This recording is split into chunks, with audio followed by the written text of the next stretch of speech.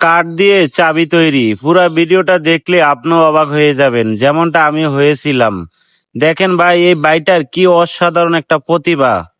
কাঠ দিয়ে কিভাবে কেটে চাবি তৈরি করলো।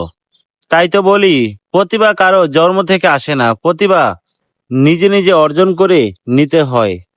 হাতে যদি সময় থাকে এই পুরা ভিডিওটা একবার হলেও দেখে যান। আশা করি এই ভিডিওটা দেখে আপনি নিজে চমকিয়ে যাবেন। এই ভিডিওটা থেকে আপনি অনেক কিছু শিখতে পারবেন। দেখেন এই মানুষটার ভিতরে কত প্রতিভা লুকিয়ে আছে। আমাদের সমাজে এরকম হাজার হাজার প্রতিভাবান লোক আছে, আমরা অনেক সময় তাদেরকে সম্মান করি না, তাদেরকে শ্রদ্ধা করি না, তাদেরকে আমরা ফুটিয়ে তুলতে পারি না। দেখেন কত সুন্দরভাবে, কত নিখুঁতভাবে একটা চাবি তৈরি করতেছে। এই ভিডিওটা দেখে আমার কাছে এতটা ভালো লাগছে যে ভিডিওটা আমি আপনাদের মাঝে শেয়ার না করে পারলাম না। ভিডিওটা দেখে আপনাদের মূল্যবান মতামত কমেন্ট করে কমেন্ট বক্সে জানাবেন।